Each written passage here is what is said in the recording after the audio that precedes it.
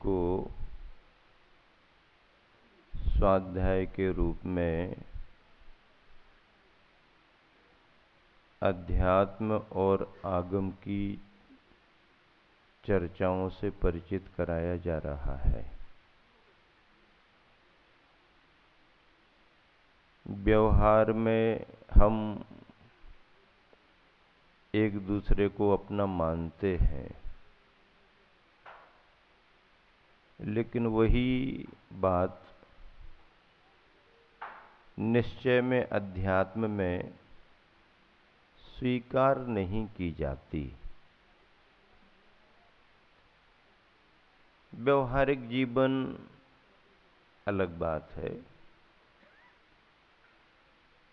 और यथार्थ वास्तविक आध्यात्मिक जीवन अलग बात है।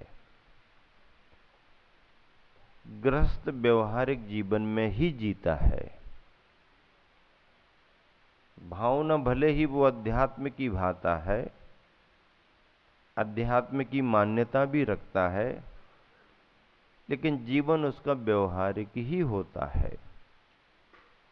साधु को दो तरह से जीवन जीना पड़ता है, व्यवहार में भी जीना पड़ता है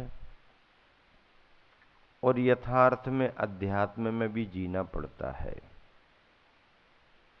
मान्यता अध्यात्म की ही रहती है, पर व्यवहार निभाना पड़ता है। आचार्यों ने कहा है कि जब भी आंख खोल करके देखो तो ये मानो कि ये सब हमारे हैं, और जब भी आंख बंद करके ध्यान में बैठो तो ये मानो कि हमारा कोई भी नहीं है। सुंदर हो असुंदर हो, विशेष हो सामान्य हो, आंख खुली है तो जो भी है सब हमारे ही हैं। और आंख बंद करके बैठ गए तो फिर अब हमारा कोई भी नहीं है। दोनों में शांति और समता का परिचय है कि नहीं है? या तो किसी को भी अपना मत मानो, या मानो तो फिर सभी को अपना मानो। क्या? या तो किसी को अपना मत मानो, और मानो तो फिर सभी को अपना मानो। ये अध्यात्म है।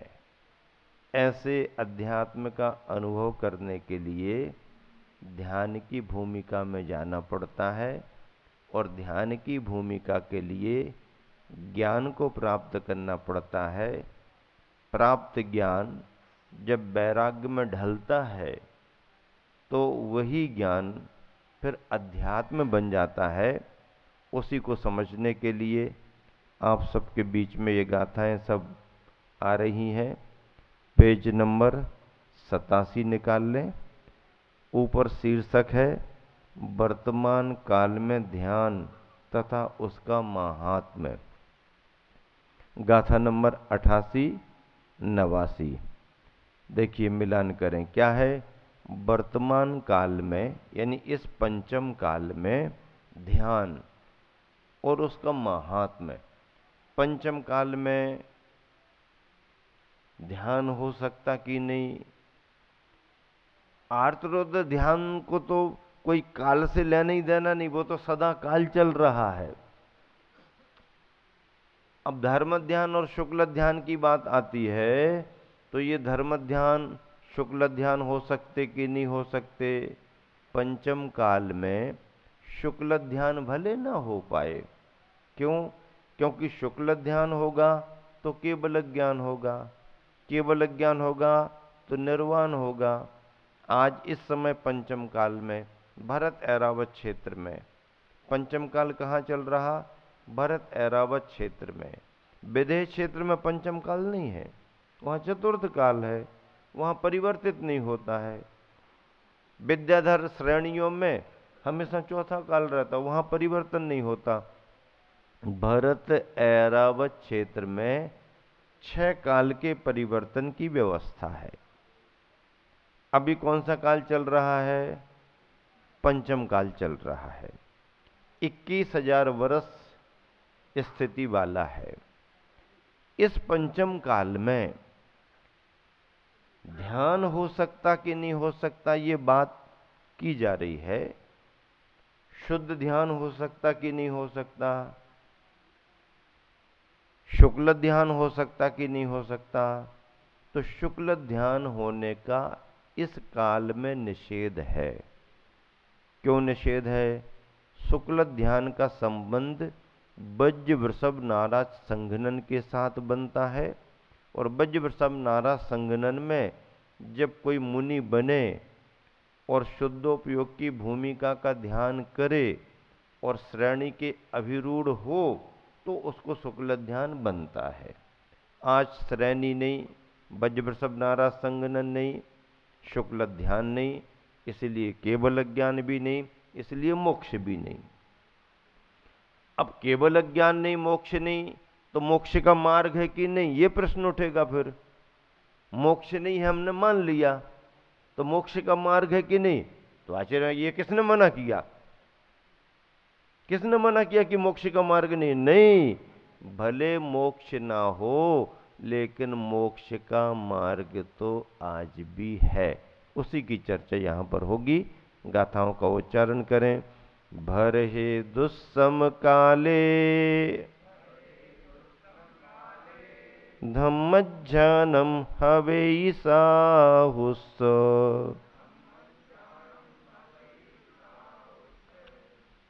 तम अपसहावठ दिए, तम अपसहावठ दे, नहु मन्नई सोबियन्नानी।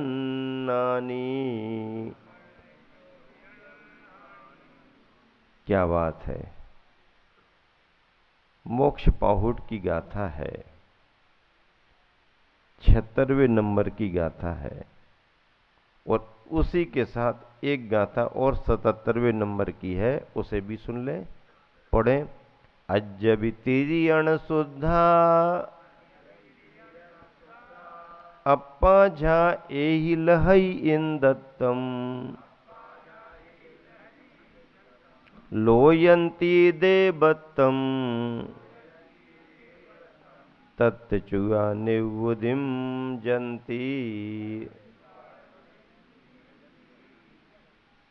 हाँ, भरहि दुस्सम काले, भरत क्षेत्र में, भरे का अर्थ क्या? भरत क्षेत्र में। दुस्सम काले का अर्थ क्या? दुस्मा नामक पंचम काल में। भरत क्षेत्र में अभी कौन सा काल चल रहा है? पांचवा काल चल रहा है। अब कौन से क्षेत्र में हो? भरत क्षेत्र में ना? पक्का? कहीं सपने अपने में और कहीं किसी दूसरे देश में चले जाओ, लोक में चले जाओ? नहीं, अभी सपना नहीं आएगा, क्योंकि आप जागरूक अवस्था में स्वाध्याय कर रहे हो। ठीक है ना? हाँ, भरत क्षेत्र है ये अपना। कौन सा क्षेत्र है? भरत क्षेत्र है। इस भरत क्षेत्र में भारतवर्ष जिसे कहा जाता है, भरत क्षेत्र के उस भारत देश में आप हो। जितना भारत देश है उतना ही भरत क्षेत्र है, ऐसा नहीं। भरत क्षेत्र का विस्तार बहुत बड़ा है। इस क्षेत्र का नाम भरत क्यों रखा गया? क्योंकि ये नियम है कि जब भी पहला चक्रवर्ती होगा तीर्थंकरों के काल में, जो भी पहला चक्रवर्ती होगा उसका नाम भरत ही रहेगा, भरत ही होगा। भरत के नाम से भारत इस देश का नाम पड़ा। भारतवासी हो ना, कि इंडियंस हो? हो, अंग्रेजी बोलने में इंडियंस और कहने को भारतीय। गर्व से कहो कि हम भारती है, भारती है कहो। हाँ, और इस भारत को भले ही अब वर्तमान में हिंदुस्तान के रूप में संबोधन दिया जाने लगा, कहा जाने लगा, वो एक भौगोलिक परिस्थिति बन गई, लेकिन मूल नाम तो इसका भारत है। आचार्य कुंद कुंद स्वामी के समय भी इसे भारत ही कहते थे, तब तो उन्होंने लगा भर हे दुस्सम काले, भरत क्षेत्र के दुस्सम काल में, दुस्सम यानी पांचवा काल, दुस्मा को और दूसरे अर्थों में दुखमा भी कहते, क्या कहते हैं, दुखमा। अब काल तो दुखमा है, और ये सब चाहते कि सुख मिले और सुख ही सुख मिले, और सारा सुख इन्हीं को मिले, दूसरे को बिल्कुल भी ना मिले, तो काम कैसे बनेगा। नाम ही काल का दुखमा है, नाम क्या है, दुस्मा या दुखमा। ऐसे इस पंचम काल में सुख की भावना होना स्वाभाविक है, क्योंकि मिले न मिले वो अपनी जगह है, लेकिन चाहने में दिक्कत क्या है, हैं? जे त्रिभुवन में जीव अनंत, कितने जीव हैं, अरे अनंत का अनंतानंत, अनंत में भी और अनंत, त्रिभुवन में तीनों लोकों में है, ठसाठस भरे हुए हैं। और जे त्रिभुवन में जीव अनंत है, फिर क्या करते हैं वो, सुख चाहें दुख से भयवंत है, सुख को चाहते हैं और दुख से डरते हैं। लेकिन समस्या ये है कि चाहने पर भी उनको सुख नहीं मिल रहा, और डरने पर भी उनका दुख दूर नहीं हो पा रहा। तुम चाहते रहो, पर तुम्हारे कर्म वैसे नहीं होंगे, भाग्य वैसा नहीं होगा, तो चाहने से थोड़ी मिलेगा। दुख से छुटकारा पाने का उपाय होता है, सुख को पाने का उपाय होता है, और बैठे बैठे कितने ही डरते रहो तुम, बहुत डर लग रहा है, बहुत डर लग रहा है, बहुत डर लग रहा है, तो अब अकेले डर लगने से होता क्या है, उससे बचने का उपाय करो। डॉक्टर साहब तबीयत खराब है, बीमार हो गए, बीमार हो गए, तो डॉक्टर साहब क्या करें, हैं? दवाई दें, दवाई के साथ में फिर ये भी बताएंगे कि ऐसा ऐसा मत करो, मौसम है तो उससे बचाव करो, गर्मी से बचाव करो, सर्दी से बचाव करो, घूमो फिरो नहीं, ऐसा करो वैसा करो, अच्छे से थोड़ा घूमने फिरने जाओ, भोजन पर थोड़ा ध्यान रखो, उठने बैठने पर ध्यान रखो, और क्या, नहीं नहीं जल्दी ठीक कर दो, तो आ जाओ फिर दवाई के साथ में लगाए देते हैं, जल्दी ठीक हो जाओगे। हाँ सुन रहे हैं वो, सुन, आप मत देखो, सुन रहे हैं। हाँ, आपको लग रहा है कि सुन रहे कि नहीं सुन रहे, उन्हीं की तो बात सुना रहे। हाँ सब सुन रहे हैं भैया, सब सुन रहे, अपनी अपनी जगह पर सब सुन रहे। फिर अब ठीक हो जाएंगे। तो जब तक आप बीमारी से, उनके कारणों से नहीं बचोगे, आप स्वस्थ नहीं हो सकते। तो स्वस्थ होने के लिए अस्वस्थ होने के कारणों से बचना पड़ेगा।